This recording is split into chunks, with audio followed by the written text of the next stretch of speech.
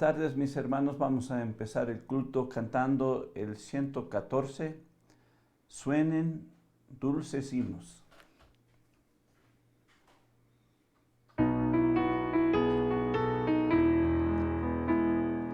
Suenen dulces himnos gratos al Señor y óiganse el concierto universal. Desde el alto cielo baja el Salvador para beneficio del mortal. Gloria, gloria sea nuestro Dios, gloria si cantemos a una voz. Y cantar de gloria que se oye en Belén, sea nuestro cántico también.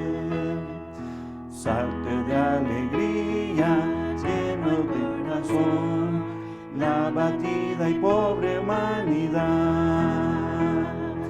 Dios se compadece viendo su aflicción y le muestra buena voluntad.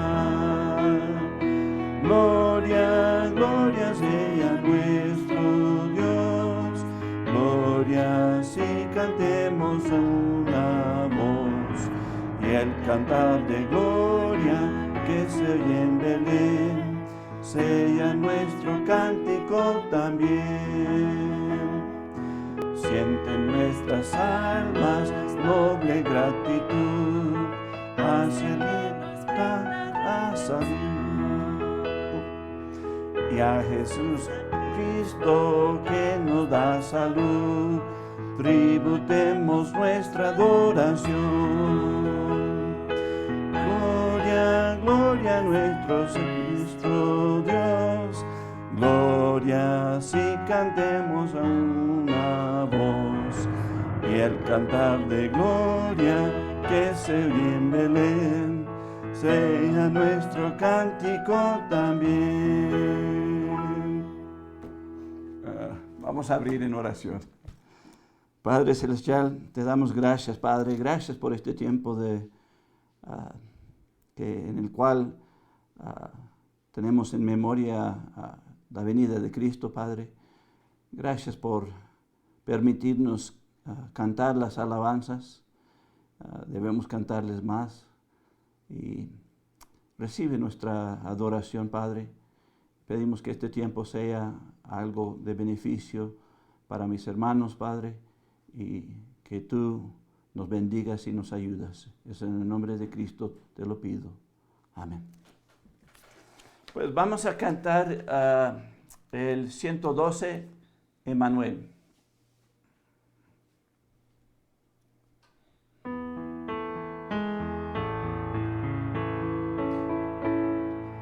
Dios nos amó, a su Hijo dio y lo nombró nuestro Emmanuel. La profecía fue en él cumplida. Dios con nosotros, nuestro Emmanuel. Dios descendió y se encarnó. Jesús nació, nuestro Emmanuel. Vino a salvarnos, vino a redimirnos. Dios con nosotros, nuestro Emmanuel.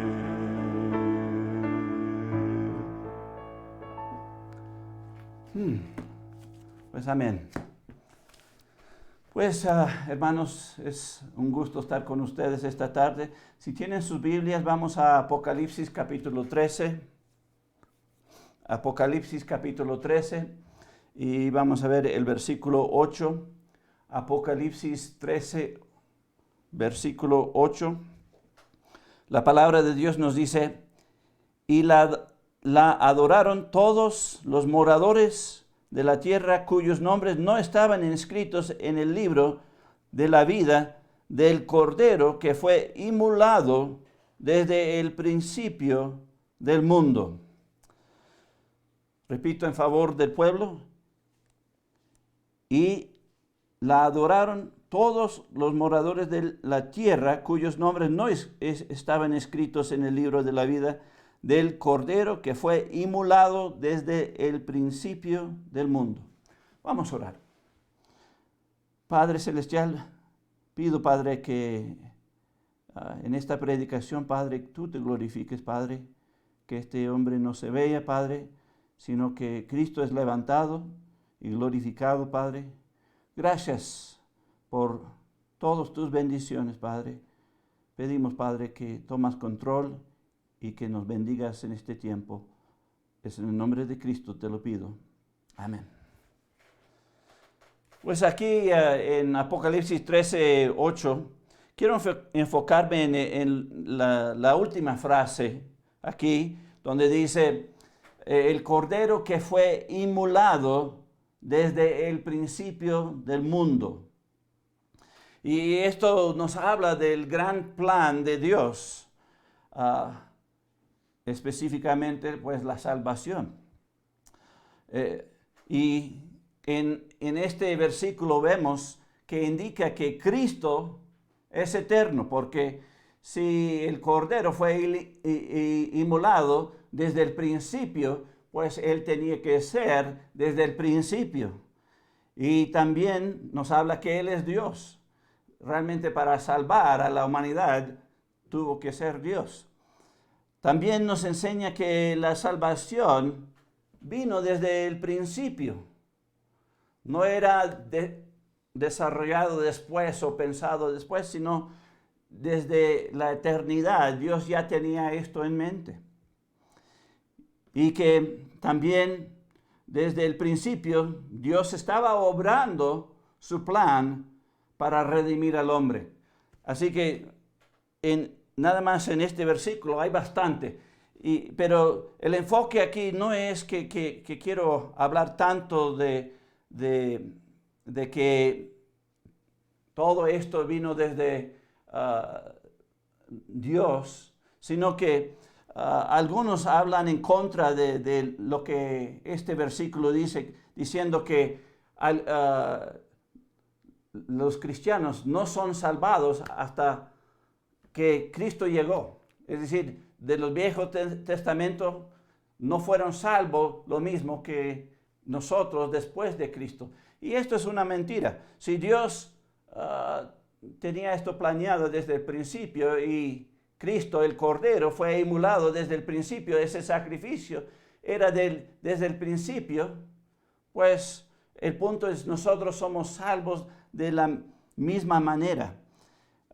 Realmente lo que quiero demostrar es que Dios estaba obrando la salvación con los del Viejo Testamento.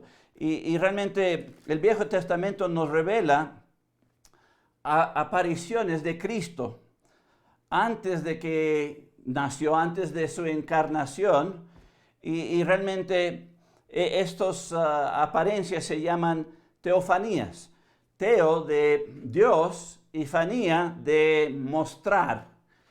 Y realmente estas apariciones de Cristo se conocen como el ángel de Jehová.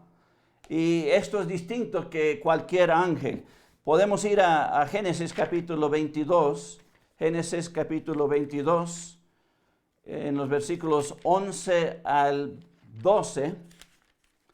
Génesis 22, 11 al 12. Aquí un pasaje bien conocido. Génesis 22, versículo 11 al 12. Dice aquí, entonces el ángel de Jehová le dio voces desde el cielo y dijo, Abraham, Abraham. Y él respondió, heme aquí, y dijo, no extiendas tu mano sobre el muchacho, ni le hagas nada, porque ya conozco que temas a Dios, por cuanto no me rehusaste tu hijo, tu único. Así que aquí vemos quién es el que está hablando con Abraham. Pues el ángel de Jehová específicamente. Y dio voces y vemos que el ángel de Jehová, quien es Cristo, dice, por cuanto no me rehusaste tu hijo, tu único. El punto aquí está hablando como Dios. Y Cristo es Dios. No es un mero ángel. Así que aquí nos ayuda a identificar esta apariencia de Cristo usando el frase ángel de Jehová. Pues hay muchas apariencias que tienen diferentes propósitos, pero el enfoque que yo quiero enfatizar es que las apariciones de Cristo también eran para salvar. También eran para salvar. Si fue inmolado desde el principio, ya estaba obrando la salvación en el Viejo Testamento. Pues, ¿dónde dice esto? Pues es fácil. Vamos a Isaías 63, 9. Isaías 63. Isaías capítulo 63, versículo 9. Aquí dice, en toda angustia de ellos, él fue angustiado, y el ángel de su faz los salvó. En su amor y en su clemencia los redimió, y los trajo y los levantó todos los días de la antigüedad. Así que aquí está hablando del ángel. ¿Cuál ángel? Pues el ángel de Jehová. ¿Y cómo sabemos que es el ángel de Jehová? Porque aquí dice que redime, que salva. Los salva y en su amor y en su clemencia los redimió. ¿Quién es el único que puede salvar? Pues el Salvador, el Cristo, el Mesías. Y el punto aquí, el ángel de Jehová, esta apariencia nos enseña que él estaba apareciendo para salvar. Hay otros que se puede mencionar, pero no quiero ir allá, como Lot, sacando Lot de Sodoma y Gomorra.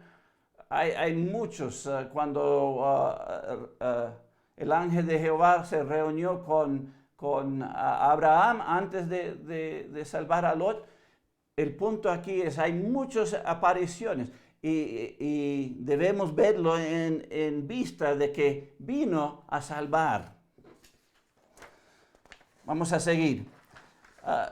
Aquí surge la pregunta, pues si Cristo ya estaba obrando la salvación desde el principio, ¿por qué tuvo que venir? ¿Por qué tuvo que nacer, sufrir y todo eso? Pues regresando a Apocalipsis 13, 8, Apocalipsis capítulo 13, versículo 8, nos dice aquí, el cordero que fue inmolado desde el principio del mundo. Así que aquí, con esta frase nos está diciendo que esto ya estaba predeterminado antes de todo, que Cristo iba pues a estar en la historia humana, que él iba a hacer esta obra y para hacerla tuvo que estar en carne, efectuarla físicamente, tuvo que venir. No era nada más que en los pensamientos, no, tenía que realizarlo también físicamente. Si no fuera así, ninguno de nosotros hubiéramos creído. el punto es el sacrificio tenía que ser efectuado físicamente. Pues lo que quiero ver son las razones por su venida física. Y realmente la palabra de Dios, las Escrituras nos revela esto claramente, las razones por el cual Él tuvo que venir en la carne. Así que vamos a 1 de Timoteo 1:15, 1 de Timoteo capítulo 1, 1 de Timoteo capítulo 1, versículo 15. 1 de Timoteo capítulo 1, versículo 15. Aquí dice, palabra fiel y digna de ser recibida por todos, que Cristo Jesús vino al mundo para salvar a los pecadores, de los cuales yo soy el primero. Así que aquí Pablo está diciendo que Cristo vino al mundo para salvar a los pecadores. Esta razón, pues, sería suficiente.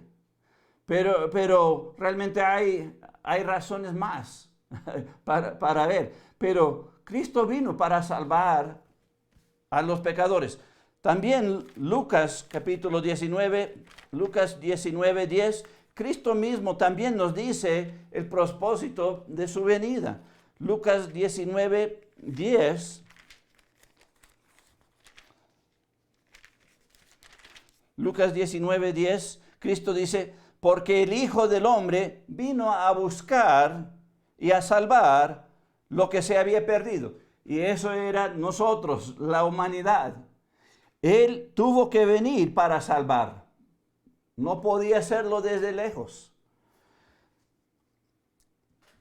La segunda razón por el cual tuvo que venir, pues tenía que cumplir con las Escrituras.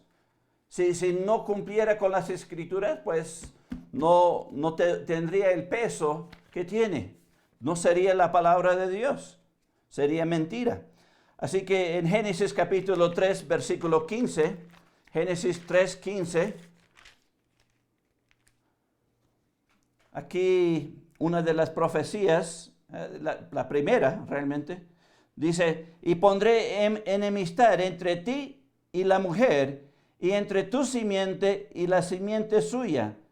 Esta te herirá en la cabeza, y tú le herirás en el calcañar. Así que aquí esta profecía habla que Dios iba a mandar un Salvador que iba a venir de una mujer, de la simiente de una mujer. Y el punto es, ahí está hablando entre Cristo y el serpiente, el diablo, que pues él iba a pegarle al diablo, destruir al diablo. Así que Cristo tuvo que venir para efectuar la salvación para nosotros. Vamos a Miqueas capítulo 5. Miqueas capítulo 5. Miqueas capítulo 5. Después de Jonás viene Miqueas. Miqueas capítulo 5, versículo 2.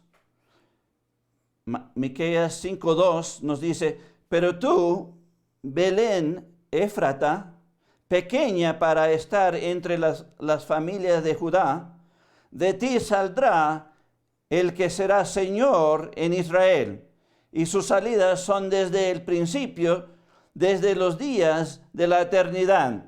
Así que aquí otra profecía, que la venida de Cristo iba a ser físicamente, iba a nacer. Y realmente nos está diciendo que no es cualquier persona, sino es Dios, es el que es eterno, que viene desde el principio. Así que Cristo tuvo que venir, la razón por la cual Él vino es porque tuvo que cumplir con las Escrituras. Ahora, también vamos al número 3, Romanos 15:8. Romanos 15:8. Romanos capítulo 15, queremos el versículo 8. Romanos 5:8. aquí dice, pues os digo que Cristo Jesús vino a ser siervo de la circuncisión para mostrar la verdad de Dios, para confirmar las promesas hechas a los padres. Así que aquí vemos que Cristo vino para servir, para salvar. ¿Y cómo? Pues la razón aquí da que vino para confirmar las promesas. La promesa de la salvación. La promesa que el Mesías iba a venir, que iba a salvar a todo el mundo. Y realmente, así que aquí ya tenemos los primeros 3 razones. Vino a salvar a los pecadores, vino para cumplir la profecía. La tercera, pues vino para cumplir sus promesas. Dios no es mentiroso, sino Él quiere cumplir con las promesas que ha hecho. Vamos al número 4. ¿Cuál otra razón por el cual Cristo vino? Pues vamos a Juan capítulo 1, versículo 18. Juan 1, 18. Juan capítulo 1, versículo 18. Aquí nos dice en Juan 1, 18, a Dios nadie le vio jamás. El unigénito Hijo que está en el seno del Padre, Él le ha dado a conocer. El punto aquí, la razón por la cual Cristo vino a este mundo es para revelar al Padre, revelar mejor a Dios. ¿Y quién mejor que Dios mismo viniendo para mostrarnos cómo Dios es? Vamos a ver otra aquí, Juan 14, 9. Juan capítulo 14, versículo 9. Aquí nos dice, Jesús le dijo, tanto tiempo hace que estoy con vosotros y no me has conocido, Felipe. El que me ha visto a mí, ha visto al Padre. ¿Cómo pues dices tú, muéstranos el Padre? Así que Cristo vino para mostrar quién era el Padre. Porque si viendo a Cristo, pues estás viendo al Padre. Lo que el Hijo, todo lo que Él hizo es una reflexión de quién es el Padre. Así que la cuarta era para revelarnos al Padre. Vamos a la quinta razón por la cual Cristo vino. Vamos a Hebreos 2, 17. Hebreos 2, 17. Hebreos capítulo 2, versículo 17. Aquí en Hebreos 2, 17 dice, por lo cual debía ser en todo semejante a sus hermanos, para venir a ser misericordioso y fiel sumo sacerdote en lo que a Dios se refiere, para expiar los pecados del pueblo. Así que Dios tuvo que venir, Cristo tuvo que venir para expiar los pecados del pueblo. Pero aquí era más que eso. Él era el sacrificio, pero también Él era el sumo sacerdote que tenía que presentar el sacrificio para nuestra expiación, es decir, para pagar para los pecados. Así que Cristo vino para ser nuestro sumo sacerdote, no como Aarón y los otros que morían, sino para mostrar ese sacrificio una vez para siempre.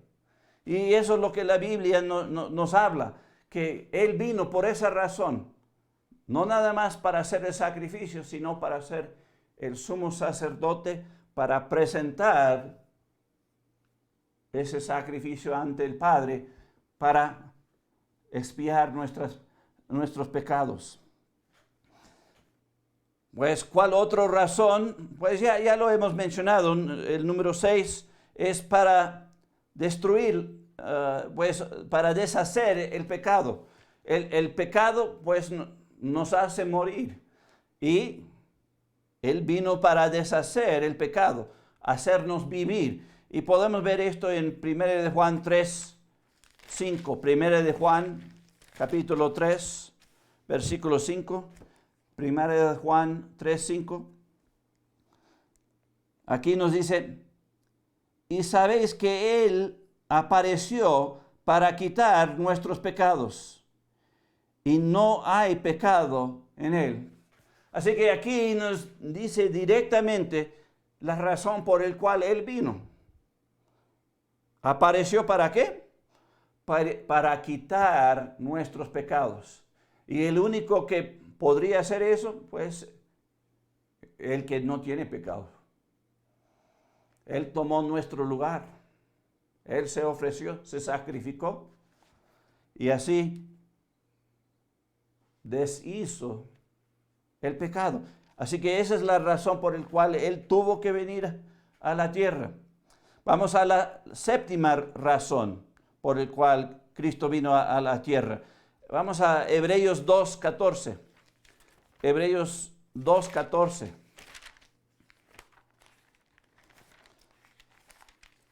Hebreos capítulo 2, versículo 14. Aquí nos dice, así que por cuanto los hijos participaron de carne y sangre, Él también participó de lo mismo, para destruir por medio de la muerte al que tenía el imperio de la muerte, esto es, al diablo. Así que Cristo tuvo que venir a este mundo, tuvo que participar de lo mismo. ¿De qué? De carne y sangre. Tuvo que, pues, ser encarnecido para poder destruir ¿qué? Pues las obras del diablo. No fue el diablo que engañó al hombre y hizo que pecara. Pues Cristo vino para deshacer esas obras de muerte. Destruir el imperio de Satanás. Así que Él tuvo que venir y participar de carne y sangre, dice. La octava razón por la cual Cristo vino, podemos ver esto en 1 de Pedro 2:21. 1 de Pedro capítulo 2 en el versículo 21.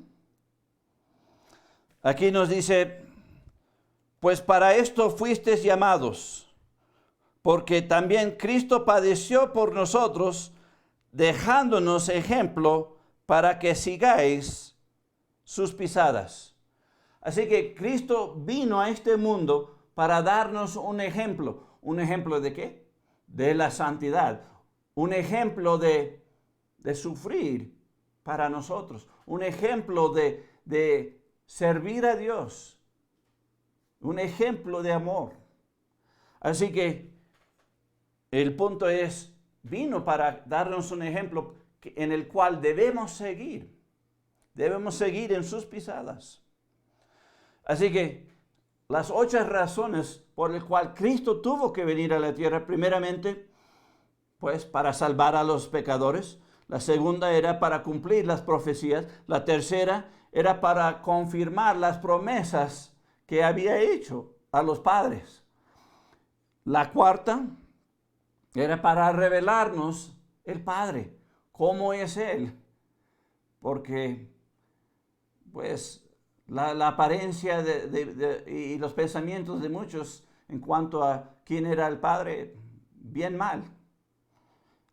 Pero Él vino para revelarnos el Padre. La quinta era para ser el sumo sacerdote, para presentar su sangre, su misma sangre, ante el Padre para nuestra salvación. La sexta